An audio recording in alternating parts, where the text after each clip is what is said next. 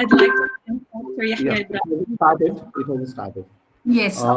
Dear young students and respected colleagues from our department and from some other places also joining us today. You know that this event is a regular event of ours in by the Department of English. This lockdown has created so many problems, but this lockdown has also came as a blessing in disguise for some aspect, because physically we might not have thought of meeting so many great writers and so many active literatures in our life. And this COVID-19 situation and the lockdown situation has given us the opportunity to be in touch with and to get in contact with the great writers and the activists and people from different fields of life, basically. And look here that Deema ma'am is sitting somewhere there in America, in California. It is 9:30 there, and we are meeting at 11 o'clock morning here in India. So a very heartiest welcome to you, Deema ma'am, from our department, from our college also. A very heartiest welcome to our guests also. Dear friends, as you know, the topic is about diaspora and the Palestinian poetry. And Deema ma'am will be reading from her poems. She'll be discussing about the diasporic problems which the Palestinians and all the diaspora people might have felt in general. Right, diaspora itself has always been a very huge kind of a thing for the human history.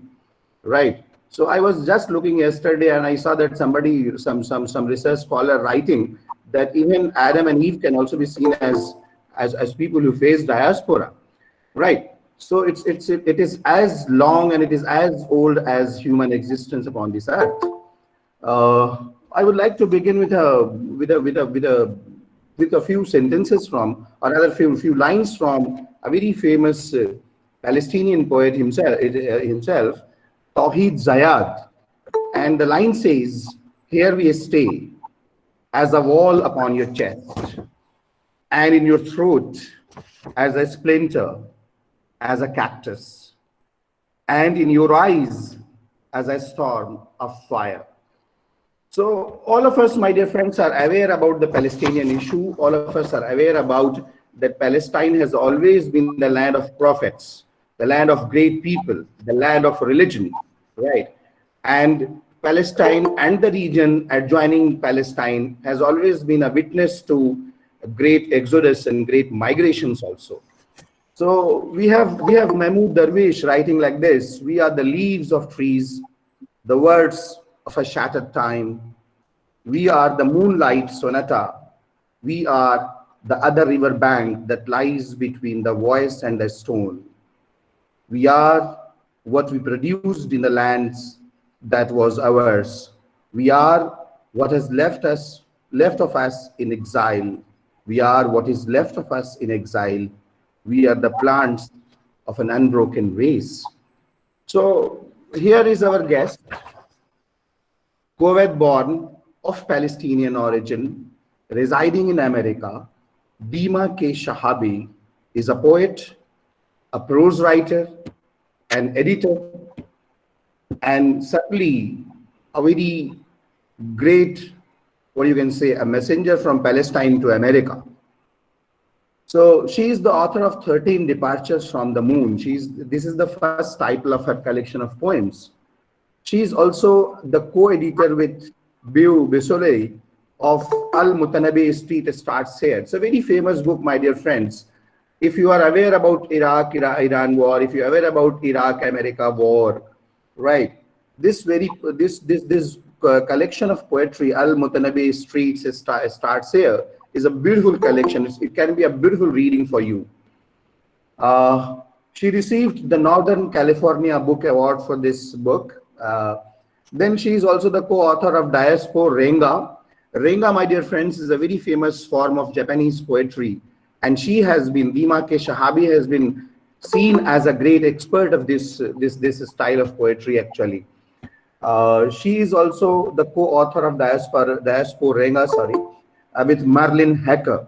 She won the Nazim Hikmat poetry competition in 2018. I hope some of you are already aware about that great poet Nazim Hikmat. Her works have appeared in magazines and anthologies like Literary Imagination, The Kenyan Review, Literary Hub, Poetry London, uh, Crab Orchard, just to name a few only. So her works have also been translated into French, Farsi, that is Persian, and Arabic. She has been the nominee for several times in the Pushcart Prize for several times. So I, with the heartiest, with the core of our heart, I personally and I, on behalf of my department and my college, welcome her with her own sentences, with her own lines. But in truth, it was only 1967, during the war, 3 years before I was born. But tonight in Gaza, beneath the stars, I turn towards my mother and ask her how daughter can possibly grow beyond her mother's flight. There is no answer. Instead, she leans over me with unreadable, long ago eyes. So Deema Shehabi ma'am, heartiest welcomes. The session is all yours, ma'am. Thank you so much, Dr. Ibrahim. I'd like to thank you for this invitation and for this wonderful opportunity to speak with the English department, with the students, and with the esteemed faculty. Thank you again for the invitation. I'm delighted to be here with all of you to have a discussion on Palestinian poetry. And I'd like to kind of begin and sort of ground this talk with a talk on how I became a poet and how poetry became my siren song, particularly in the diaspora. My first book of poems, 13 Departures from the Moon, is a culmination of 20 years of exile or of being away from a sense of place. It's about finding home in a seemingly impermanent situation, both in the metaphysical and literal sense. It was only when I turned to poetry that I found comfort because it anchored me in my exile. It provided me with respite from that gnawing feeling of loss. Indeed, it was in writing that I felt more displaced from norms of experience. So it was much more honest than artificial normalization, assimilation, or acculturation. Many of the earlier struggles of the poet had to do with finding a voice that bridged two sensibilities, namely where I came from as a Palestinian and where I am now in the US in Northern California. Initially, when I began writing, my perception of what constituted expression in language seemed diametrically opposed to the dominant modes of thinking. One mode of thinking at the time was that good poetry had to be purged of its historical and political references. Another mode of thinking was that the language had to be cleansed and restrained of ornamental representation. My relationship with language, however, had everything to do with evocation of place and an insistence upon a spiritual and sensuous ethos. So sometimes it is the moving away from the material world, as in Sufi poetry. Sometimes it is in such intense material presence that the spirit is hiding behind the door of words. Ultimately, I realize it is those categorizations that are sometimes restrictive and provide an obstacle to liberation and expression. Certainly, the first impetus for writing poetry began with experiencing the foundational loss of Palestine, the way of life as told by the stories of my mother and grandmother, who were both gifted storytellers, and the loss by geography and migration of an extended, beautiful family of aunts, uncles, and cousins, many of them courageous, vibrant, and utterly human. That sorrow and an accumulating desire to immortalize that loss spurred my poetry on. As time went on, however, the idea of what constituted home became more complicated. In his haunting and elegiac memoir, House of Stone, Anthony Shadid recounts one of the myths of the origins of the people of Marja'yun, which is a small village in southern Lebanon. In the story, the founding members of the village are lost and indecisive, and they ask their leader whether to leave their homes, which have become so ridden with strife and anguish. In response, their leader brings forth 3 birds. He plucks the feathers of the first and clips the wing of the second, while the third he lets be. He leaves whole. The third one, the whole bird, flies home to Marja'yun, which becomes, of course, the foreshadowed home, which is the requiem, which is the requiem of home with meadows and lemon trees. When I came to America as a young Palestinian who lived in Kuwait, I sat found out on the university lawn, reflecting on what was to come next. My father at the time smiled at me and said, "You've come so far, but there's no shame in turning back." His words continue to haunt me because I have a deep sense that my history and Renaissance will never be complete without return. In this, I share a common sentiment with many Palestinians and Arab poets in the diaspora. It's easy to dismiss this sentiment or feeling as nostalgia, but I believe this condition is beyond that. Rather, it is, as Mahmoud Darwish says in his poem, it is a love which is a, quote, hereditary illness, unquote, or, as I like to put it, it is a love that is a necessary illness. My college years were happy, but they were often punctuated by tearful TV watching as America launched its shock and awe campaign against Iraq. The CNN newsroom was replete with a cleansed language set against a panoramic image of an electrified sky erased of limbs and gore. By the time all the Gulf Wars were over, wars that have only multiplied since I was 19, 500,000 Iraqis had perished. Today, Syrian refugees number in the 13.5 million, and Palestinians are being ethnically cleansed from Palestine at an accelerated rate. Those are the birds shorn of feathers, scarred by war and displacement. Also, as a Palestinian, I don't think that most audiences, especially in the West, understand the kind of dark, despairing thoughts we have on a daily basis regarding the survival of our people. Yes, Palestinians have an undying spirit of resistance, or as we say in Arabic, the spirit of sumud, or rooted resistance.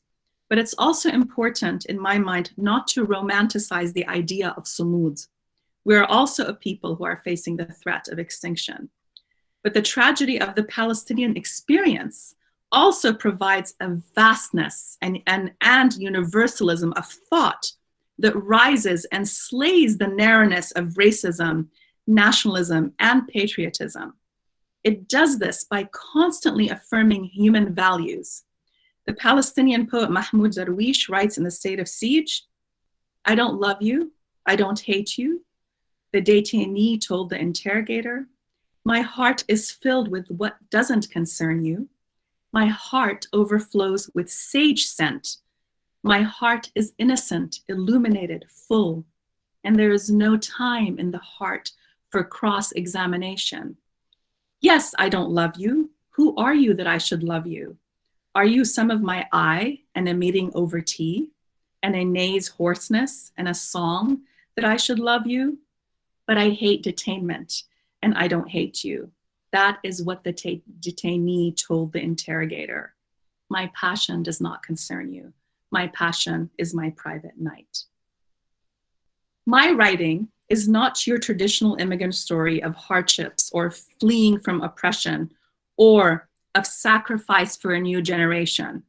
Rather, it's about echoes of a conversation whispered to us by our loved ones that we hear over and over again.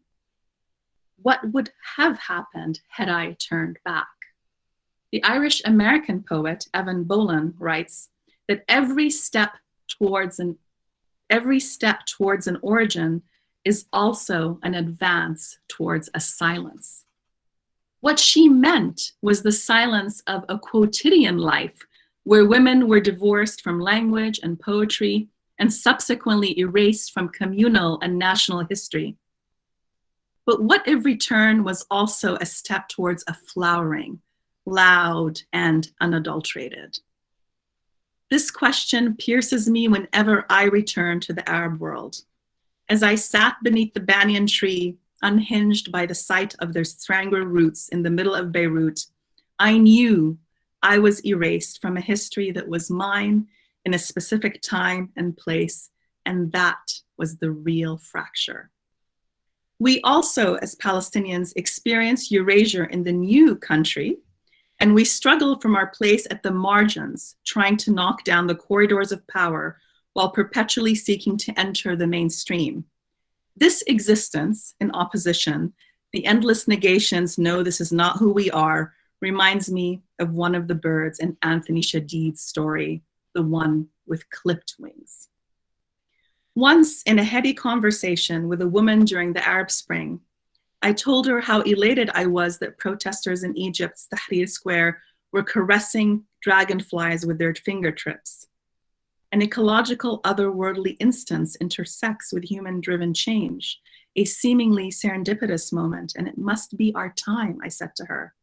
Her response was, democracy will never work in that part of the world. As more time passed, I discovered how erroneous cultural presuppositions inform my interactions on a daily basis. The result was truncated friendships, crossed intentions, and silences. Even and especially in Western women's feminist writing circles, erasures reverberate and expand. In these circles, there's less of a true human understanding of the causes of violence and misogyny against women, and more of an emphasis on blaming men from that part of the world and other not so banal indictments that reek of Orientalist tropes and white man, white woman's burden cliches. Most importantly, the beauty and cultural prowess of Arab and Muslim women and men, and the complex, irreducible, non-commodified tapestry of our relationships are omitted from the story of who we are in the West. And this is also part of the diasporic experience.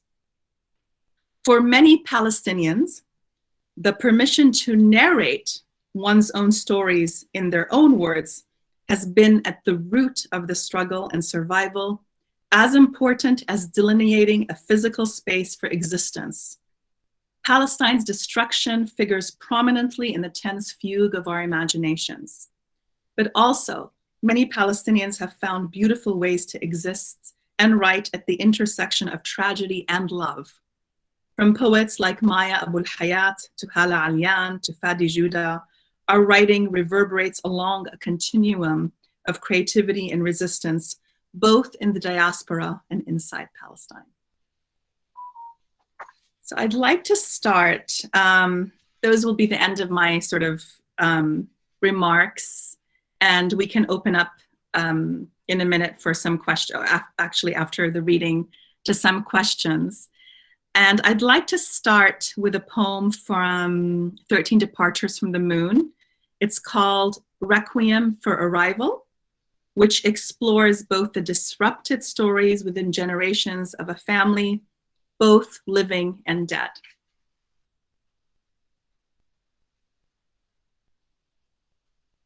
Requiem for Arrival. Promise never to tell that this is only a dream, a morning dream clipped by leaf's edge, my mother leaning against the balcony balustrade, her hands migrating toward a jasmine flower, her fingers enfolding it and bringing it slowly to her freckled lips. And she says, "Do not leave now that you are here. Stay so the world may become itself again." The world kept dwelling in small rooms, dissonant sounds, here below Mount Diablo, where my child's eyes depose the moon. In the valley, he chases birds through the lifts of hills, And on certain nights, I see another moonlit refugee child netting birds over barbed wire fences. Barbed wire inscribes the blight on the holy city at dawn, the rotten plum light scalding the mouths of fallen houses, the 7-year-old boy surrendering his belongings under a soldier's tightly stitched breath, prayers and burial lids arguing in the air. And if the city dissolves the olive tree horizon as you look back, promise never again to say, the ancient skeleton of this house once belonged to us. The air still trills with the prescience of burial lids, even as I watch my child standing here on a hill at the edge of stars. As we stood once on the edge of a fresh mound where a woman once harvested jasmine with the length of her fingers, the words on her tombstone still freshly inked like dark rain. We belong to God, and to him we return. On the return, I entered the temple of back rooms, the black leather seats where ladders descended from nowhere. The interrogator confused the pen in my wallet for an exclusive remembrance in disguise. This is no silver arrival, I told him. The executioner's song was full of praise, but the child's song snapped under the dawn's foot. What toll is this? What bridge? I passed men whose mouths throbbed with soil breath, and beyond the glass were long-rooted women gazing at their unreachable orchards. And the hills too were long-rooted. For every one gone to earth, 100 roots are planted. The dawn faltered. Too much time had passed in the stations of sleep. Dawn's arrival, you rose, oh, how you rose to greet me. Always a house with long green stairs, fountain syllables and courtyard.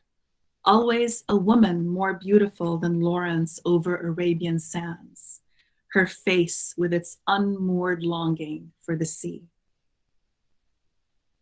My child's hair is washed in the sun's amaranth, and his eyes chart the same curved brows that my mother's once held.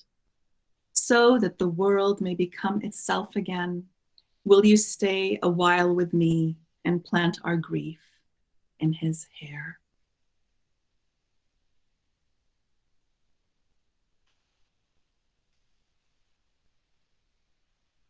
So that was Requiem for Arrival. The next poem I'd like to read is called Gate of Freedom, and it was inspired by Palestinian hunger striker Samer Isawi's moral fortitude in the face of draconian detention. The poem involves the rapid growth of children, the mediocrity and spontaneity of springtime, and a diminishing mother's role in her child's life, which are juxtaposed against larger tragedies such as death from disease and death from hunger. Gate of Freedom. Lovers of asparagus, alive as hummingbirds, place their nostrils over a low cloud, wet of air. It is the year of green hills in California that early spring. The evening is blue lit between the first snow on the mountaintop and a computer screen, where news of a man whose body is eating itself scythes the long-stemmed breaths in the room. Do not weep if my heart fails, he writes. I am your son. Gate of love. Son, I have. Your hands bulge with pear tree blossoms. Your bellow and sweat, hunger and bread. I part the fog to find you through a grimy crowd of kids. Before you give into the affection that soils you in public, I'll promise you a truce. Gate of the sun. Bristling down the chemical-scraped hall, uttering assalamu alaikum to the young patients from the Arab world, their heads sagging to the side, their bodies a shrine to tumor, husks of overgrown cells, the chemo fountain. One boy stares through a sieve of darkness hewn around dark gray clouds. Gate of peace. I have so many suns withering, I whisper to the Chinese elm, as news of the man whose body is eating itself disputes with the Brazil law on crisp baguette that I'm eating in a garden among the flung out blue jays and limping daddy long legs. No hymns left, only a small neck the sun gnarls through.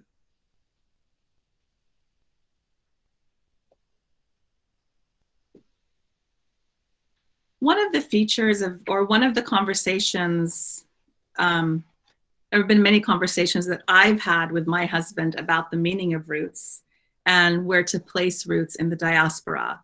A lot of the poems that I've written have to do with these conversations, which of course are amplified in my mind.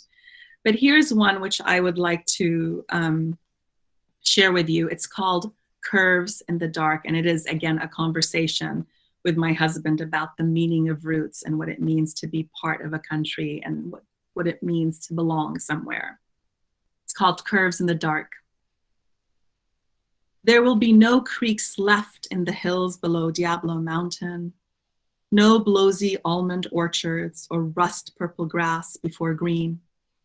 No one will come to us and ask, do you recall the struggle of moon-veined blossoms and the carnage of deer in this thinned out valley? No gray-haired woman will be left to tell a flood of warm-eyed children. Weave those acorns back through the leaves so they can be found by animals starved by winter. And you thought that your rocky moon, high above palms, would fall over our fragments? And this live oak you placed in California earth would give us refuge against shadowed rustling? But this moon is neighbor to everyone, barefooted blade of silver searching for a flawed heart to swell. I touch the chill in my forehead and wonder what it would be like to lose all my hair. Jasmine, with your knife of scent, I hope my child never has to kneel over my grave and weep beneath a sleepless flush of sky. And you thought these weight-filled branches would braid themselves against the roof and root this house to earth? But how often have we tugged at curves in the dark to remake our scars and slay our death? Here, the truck sounds are unhealed, like all our comings and goings. But what of making a home, you ask? While across the street, the bulldozer flattens the torso of the last almond tree? Tomorrow, they will flatten Fallujah, the newswoman says swiftly, no sign of carnage in her hair. And through the stomach of the house, my child is asking, how many moons did we leave behind?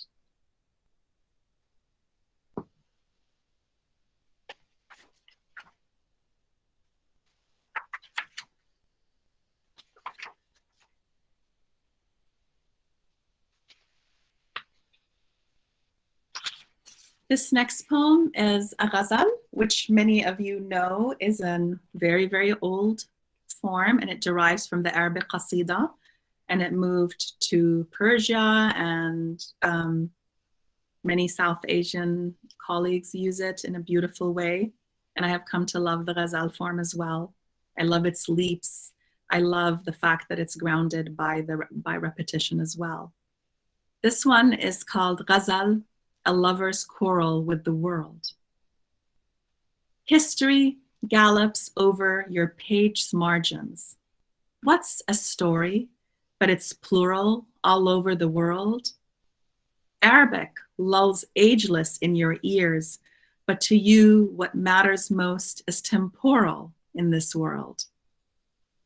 The sheikh with a gold pen in his pocket, the girl lathering her father's head with musk, and you purling over Whitman's poems all have a lover's quarrel with the world.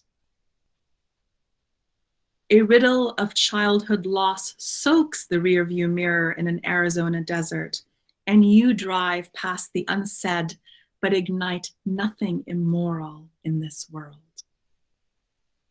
When you put your head down to grass and gazed at the fallen sparrow, your eyes met rest in its body, and what's silent became oral in the world. The child, splintered with too many voices, hears only yours, and her paths, dismantled of sound, light up murals of this world. A sweet theft, a heavy hour of grief, and a ghazal posturing for friendships that never fade, vine-leafed gardens where we hide against the perils of this world. Her face is a balm against fracture. The light on her moon is a cheek you return to, but time has no stride against her flushed lips, flickering corals of this world. How else to bundle this dark where pillow meets dream, and the one acquainted with the night rises like an immortal of this world?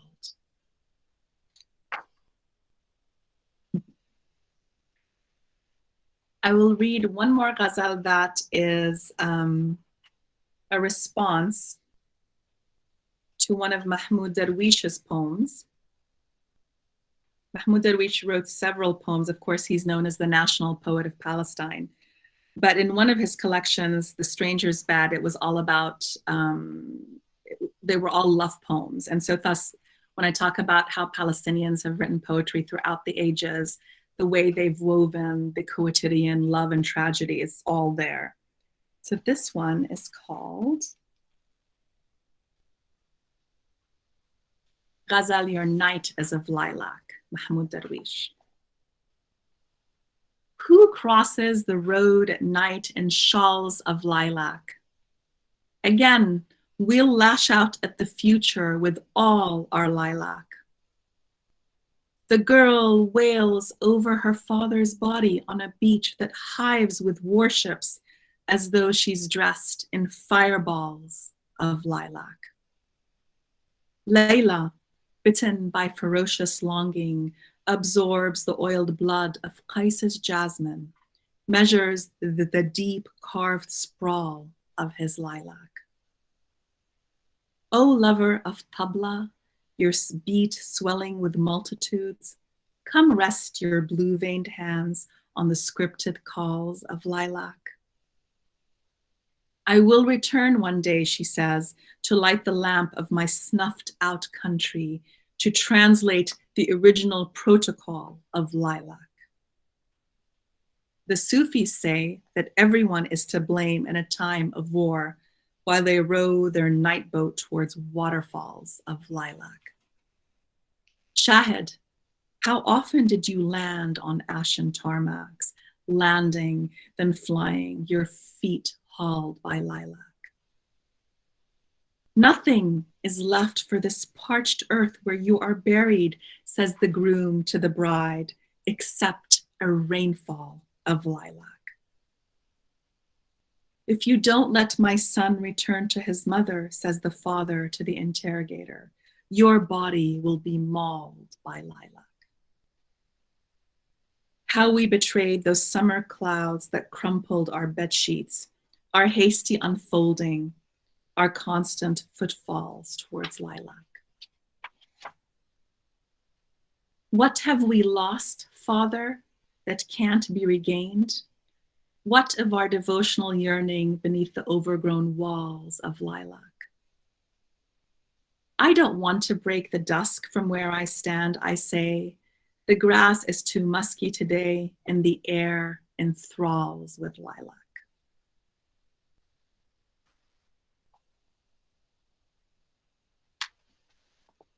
This next poem is based on a memory I had after my mother had passed away. It was a memory of sitting with her under the stars in Gaza, the same poem that Ustaz Yahya mentioned. And I would like to read it tonight, since it's been a while. It's an old poem, and it's been a while since I've read it. But since Ustaz Yahya mentioned it, I'd like to go ahead and read it. It's called Of Harvest and Flight. Beneath a wet harvest of stars in a Gaza sky, my mother tells me how orchards once hid the breach of fallen oranges, and how, during a glowing night of besieging God in prayer, when the night nets every breath of every prayer, my uncle, a child then, took flight from the roof of the house. The vigilant earth had softened just before his body fell to the ground, but there's no succumbing to flight's abandon. Our bodies keep falling on mattresses. Piles of them are laid out on living room floors to sleep wedding visitors. The men in their gowns taunt roosters until dusk, while women hold the stillness with liquid harvest in their eyes, and night spirits and soldiers continue to stampede through the house between midnight and 3 in the morning. On the night of my uncle's nuptial, I watch my mother as she passes a tray of cigarettes to rows of radiant guests with a fuchsia flower in her hair. Years before this, I found a photograph of her sitting on my father's lap, slender legs swept beneath her like willow filaments in river light. His arm was firm around her waist. His eyes bristled as though the years of his youth were borders, holding him back and waiting to be scattered. Those were the years when my mother drew curtains tightly over windows to shut out the frost of the Potomac.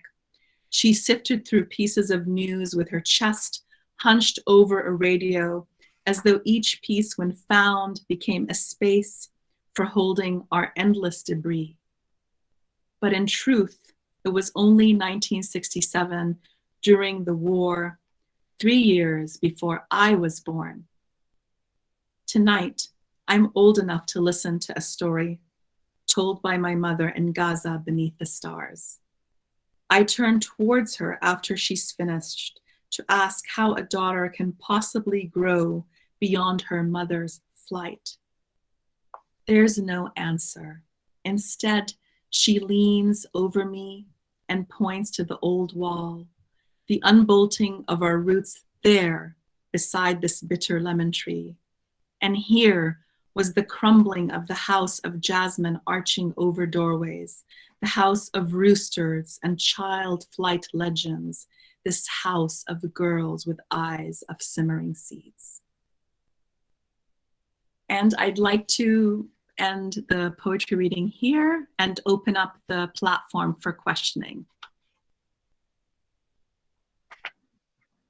Thank you, Deema ma'am. And we cannot, it will be difficult for us to break the spell that you have cast upon us in order to come out to the prosaic part of asking questions. We have been absolutely delighted by the stream of poetry that you have been sharing with us. And it was so well prefaced by your description of your journey as a poet, the cathartic value that you feel poetry has, and the very enabling factor, the empowering factor that it gave you. It gave you a tool to talk about yourself and to talk about people like you. And I believe that we have a question which, not exactly a question, but yes, it's an observation and a question that comes from one of our guests here who comes from your part of the world.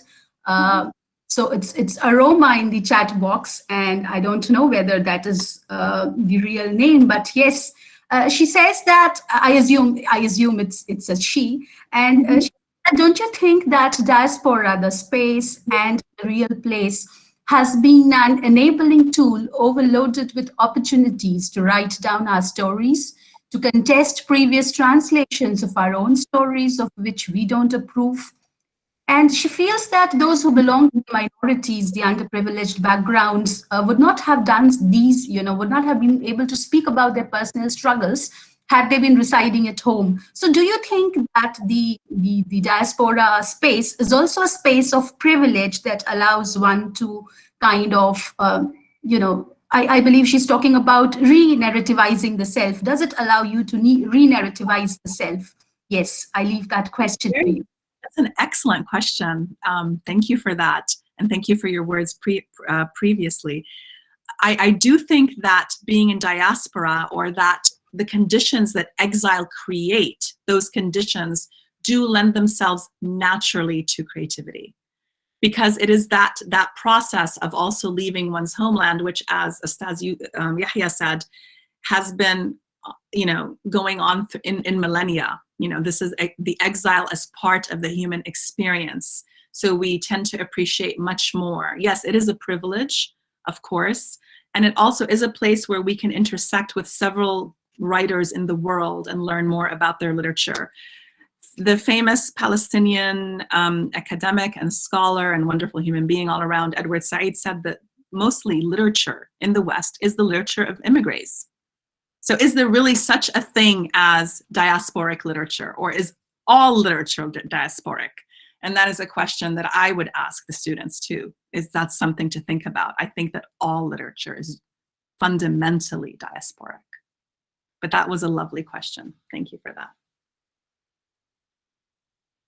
Thank you. And it's a wonderful observation, that all literature is diasporic. And we believe that language also, the moment it's born, it's gone, it goes away from you. So I believe that linguistically also we can relate the category of the experience of diaspora to literature at large and poetry in particular.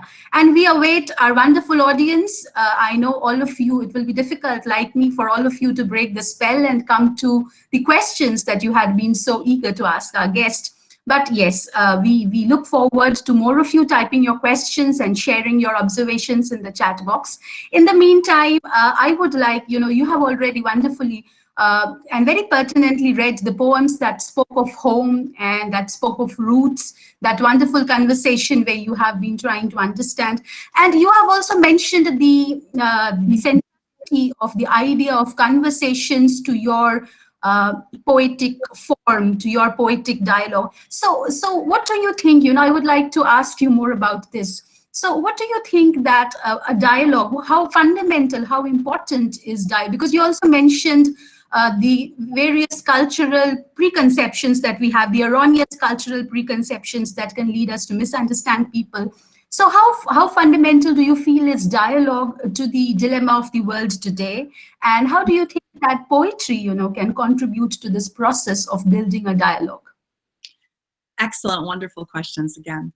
So I think I'll answer the question about how can poetry first, and then move kind of backwards. How can poetry contribute, especially in the West, or whenever I've read in America, especially with audiences who are more like Israel-centric or Israel narrative-centric, I have encountered certain difficulties in telling the story. However, I have found that poetry has this disarming way of coming to the story sideways, not head on. And so I think that does inadvertently become this dialogue, naturally through poetry. The question then becomes, how does dialogue actually work in ways that mitigate civilizational or difficult discourses globally? And I think that dialogue is absolutely essential. Although again, I think that particularly in the West, and I was talking to another fellow Arab American, that we are so, our audience, we are so able to speak to more of the global audiences that so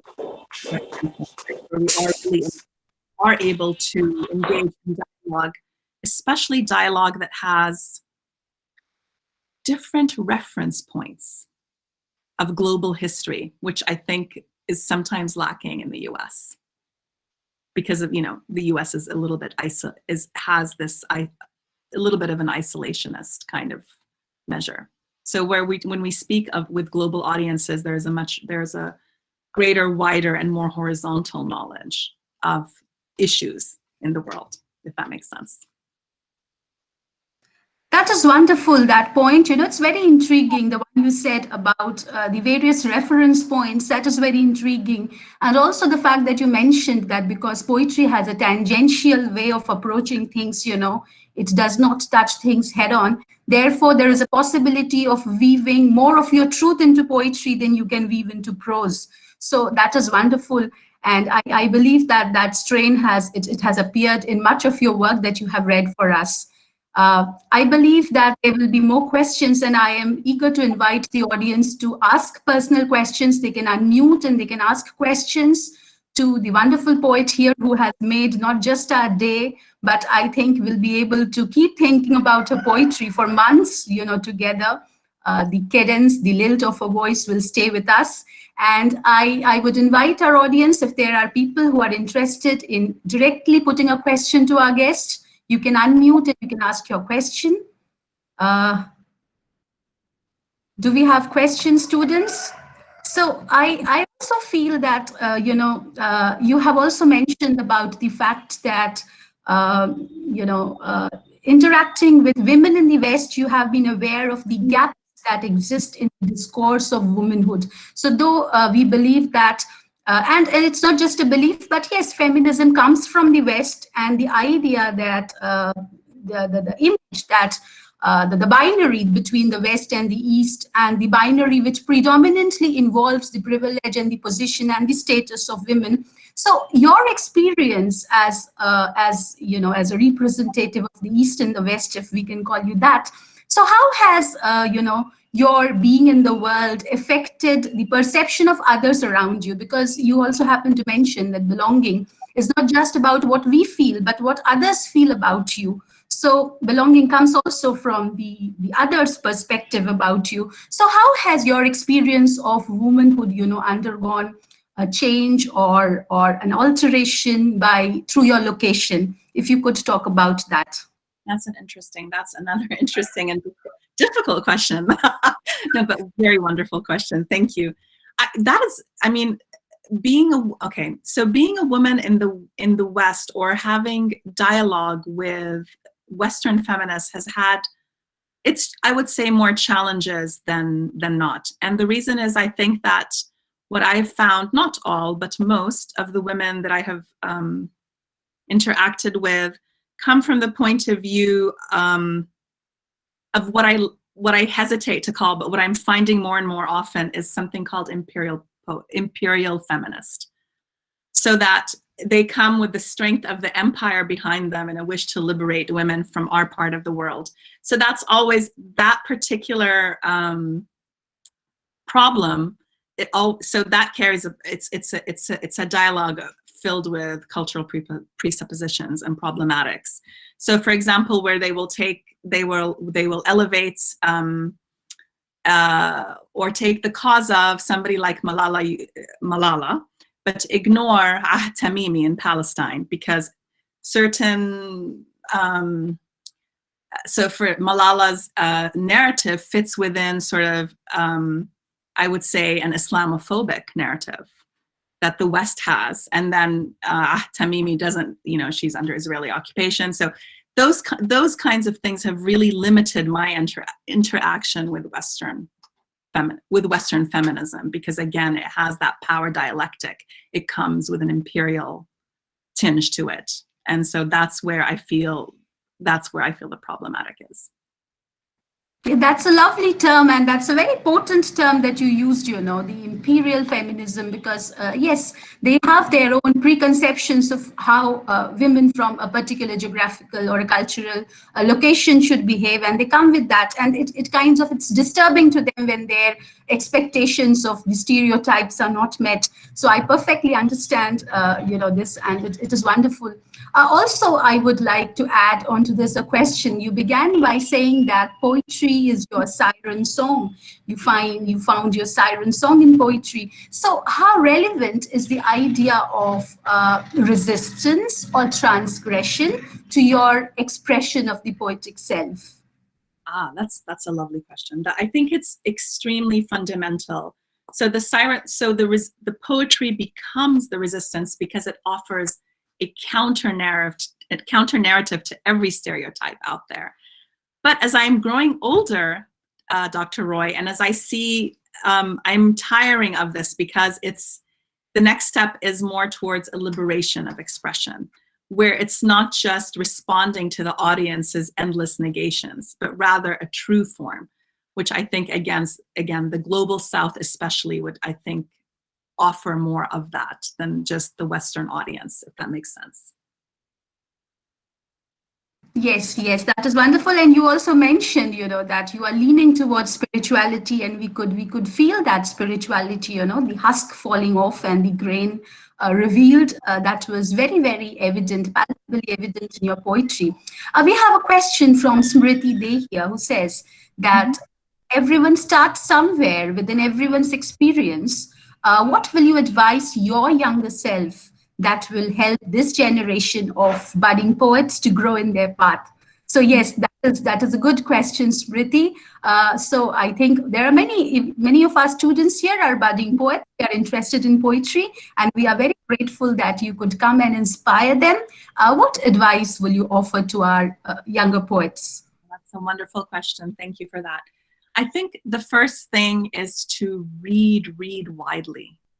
Read in all genres, read what speaks to you, right? And really make the time for your craft. In other words, every day sit down at a certain time and create a discipline around it. So what I would tell my younger self is, despite the distractions of the world, if you're, when you want to write poetry, make a very disciplined time and craft, read widely. And what I would say, also don't censor. I think we are as human beings, and as we look through a lot of social media, and as we read widely and voraciously, we will see filters coming through naturally through social media and through different dominant modes of media. So I suggest that, again, read widely, read stuff from the old heritage, delve deeply into your own heritage. For example, one conflict that we have here in the US is, especially with, in terms of Arab Americans, we're urging them to return to that threshold space where they engage in their own heritage poetics, rather than just remain within, a response to, again, that US-centered prism. So again, like delving deeply into the heritage that you have is one way, is another piece of advice I would give.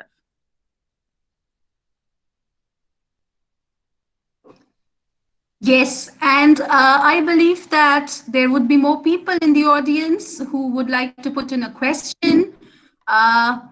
Dr. Neha Tiwari, Dr. S.M. Yahya Ibrahim, if you would like to ask questions, now is the time. Our students, I think, are mostly under her spell, and we will look forward to actually reading for ourselves these wonderful poems that you have read for us this morning. Yes, sir, Neha ma'am, do we have questions? Yes, Bashu. I am not having any questions, but I have one is an inquisitiveness that is related to that Deema ma'am, there are a lot of Indians also living in diaspora. Bashudhara's research is on writers. Since these Indian writers who are living there in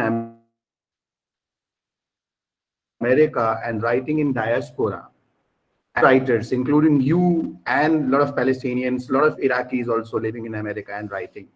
So how can you differentiate between these, the approach of these writers? I mean, it is just an inquisitiveness that I wanted to know.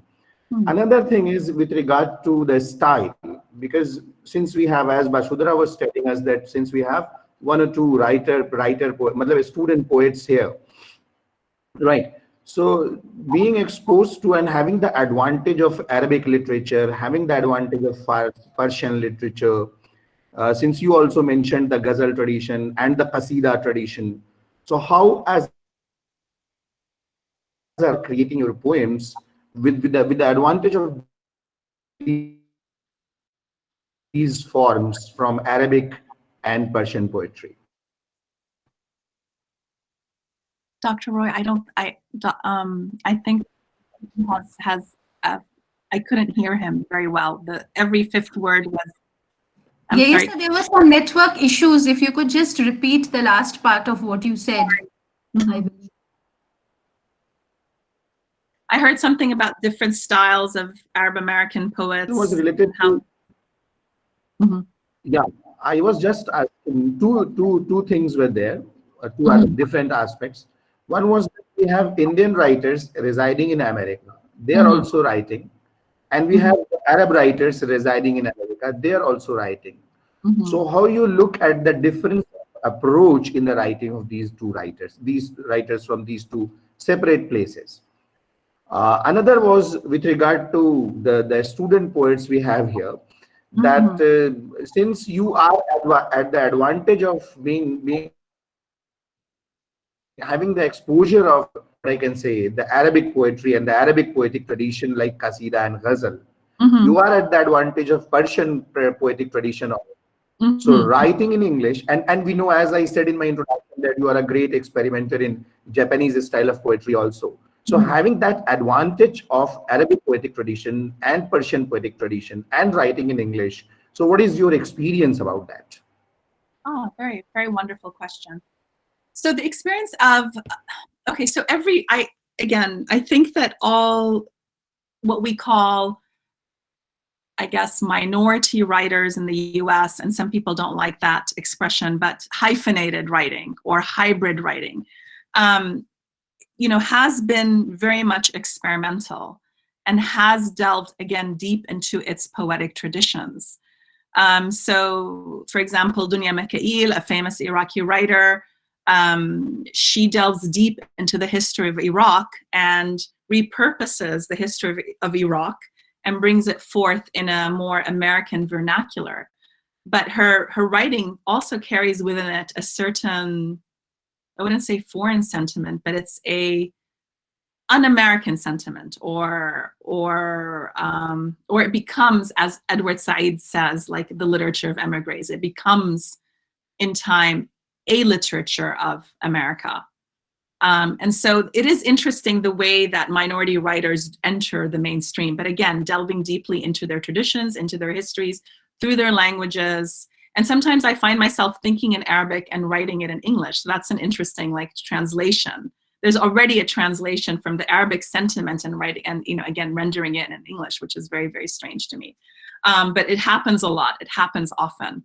And so I'm certain that there are Indian writers that do this. I mean, one of the greatest writer that I follow and love is Agha Shahid Ali, who's of course Kashmiri, but who is of course every Palestinian, every Indian, every Iraqi. He's a seminal master poet whom we all look up. We all read and delve deeply into.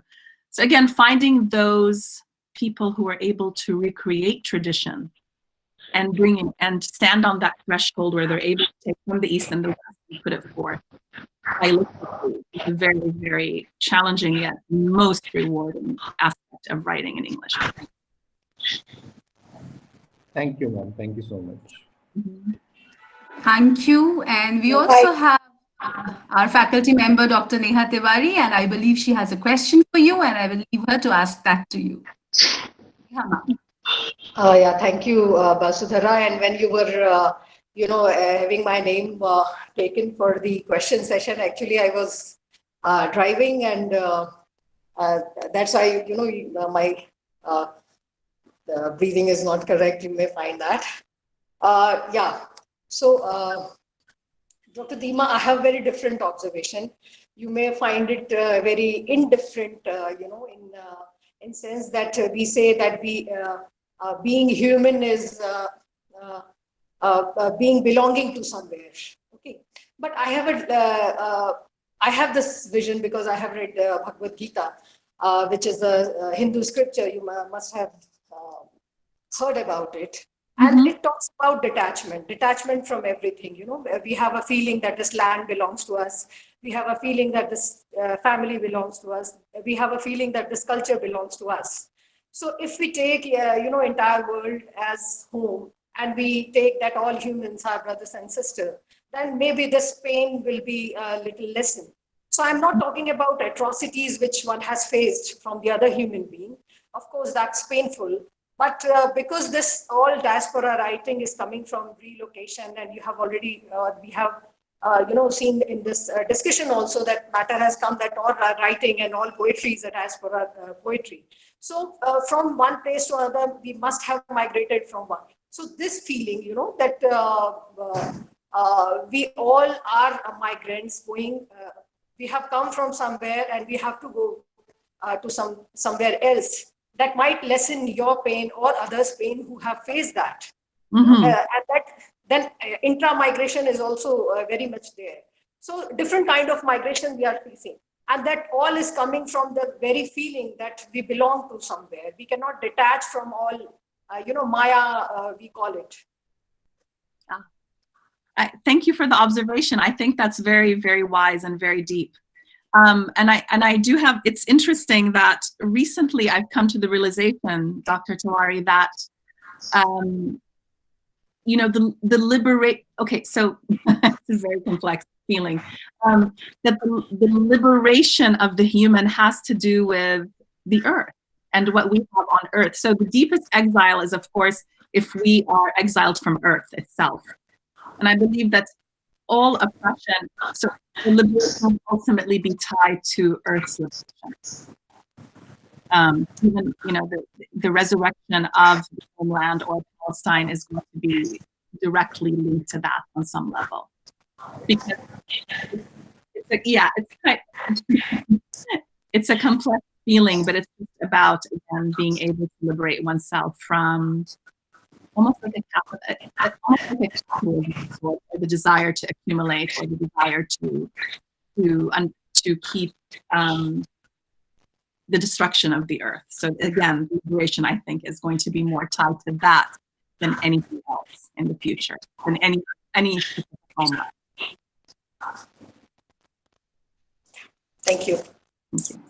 Thank you for that wonderful observation, Neha ma'am. As you can see, wonderful your poetry has been, that Neha ma'am had to rush all the way because we know that parking in the parking lot of our college and then coming up to her room is involving quite a flight of steps, and she did that with rushing breath so that she could be with you here, she could join you on the screen and ask you a question, and also thank you for the wonderful poetry that you read for us. So thank you Neha ma'am. And we have one of our students here who is also a very promising poet, and Ekta Dogra, and she says, the way you expressed diasporic poetry was wonderful, and it's more a comment, is it? Okay, yes, there is a question at the end of it. She says that originally belonging to a place that one has never been to, and whose core culture one remains unaware of, and without that place's stories to know it by, does it somehow tilt the degree in the essence of diaspora from those who have experienced the first-hand separation?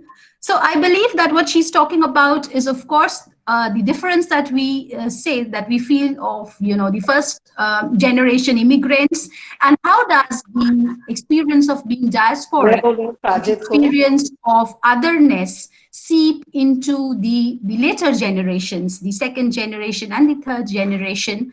I believe Ekta wants to ask about that. So the difference in otherness, or the difference in the diasporic experience that comes from first-hand separation, and then, gradually, as it seeps into later generations. How would you talk about that? That's an interesting question, especially as I'm viewing a lot of the, for example, Palestinian writers that have experienced the initial Nakba of 1948, the Nakba being the disaster that has befallen Palestine, are actually basically kind of on their latter, they're an older generation, they're dying out. So that first experience of separation from the land of Palestine and the writing, that expression of it has kind of changed. They are dying, unfortunately, but they're leaving us with their writing. And so we are the second or third generation coming and writing about this issue. And how does that change? And how does being far away from a place in the physical sense change one's experience of it? And how does returning to it embeds oneself into that experience once again? It's a very complex issue and a wonderful question. I'm afraid I don't have the answer. I just, for me, writing and hearing the stories of, again, my parents and again, my grandparents is the way I know how to portray the Palestinian experience, as well as my own experience being a diasporic Palestinian in the West. And of course, returning to the homeland whenever I can and experiencing what they go through in their flesh and blood. And again, that experience of sumud. But that is a very interesting question. Yes, there is a difference. There is a transformation.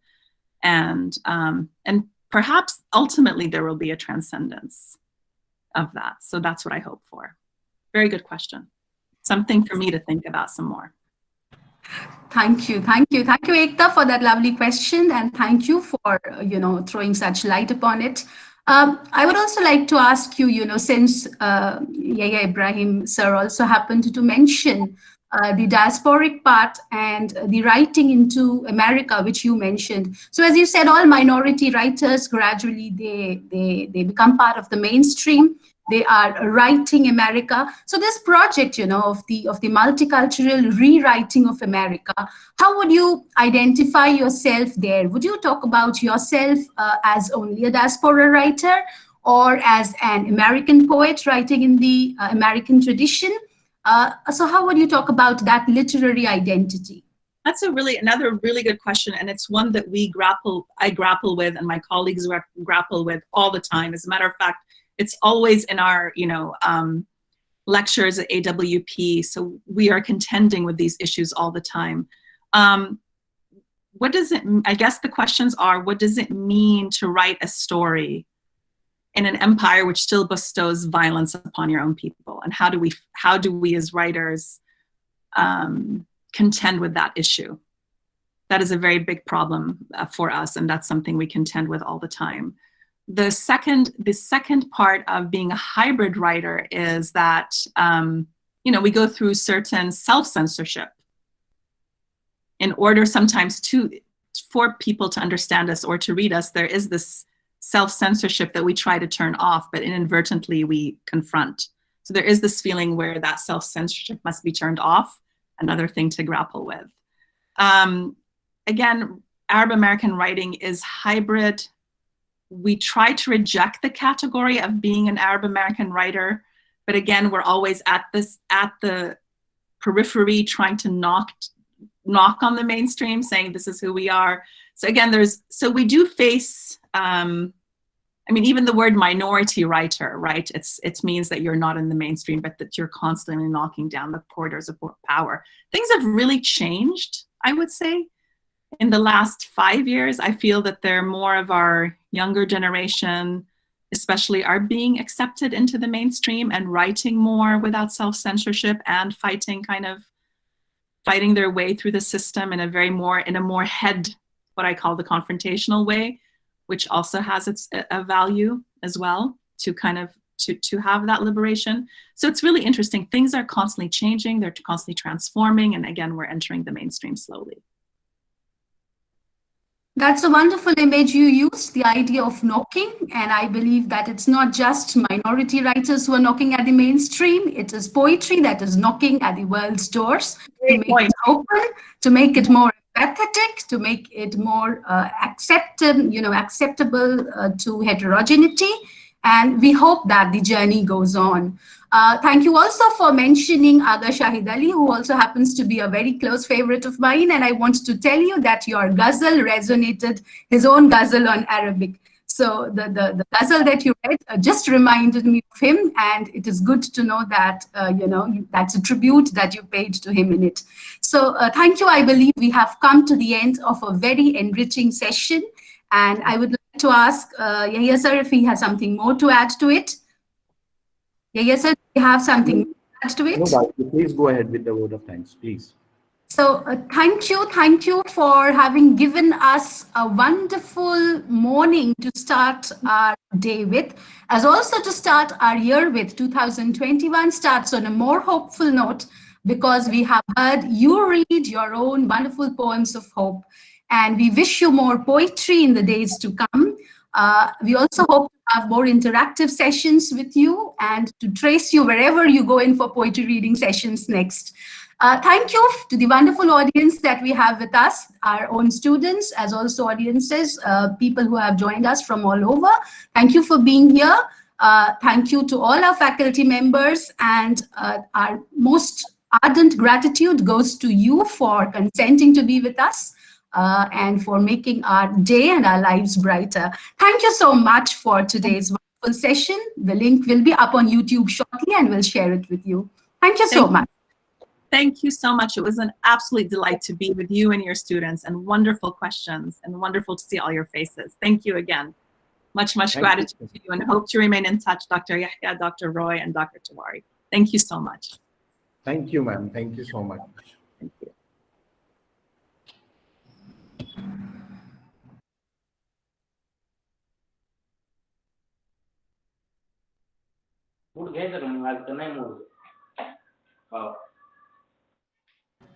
The feedback is there for those who want to fill. The feedback link has been posted. You can fill it up. And thank you so much for being part of the session today. Ma'am, I wanted to ask, where will the link be shared? You'll send it to our email ID? The link is usually shared on our Facebook page of the department. Yeah, yes, I will tell you more about it.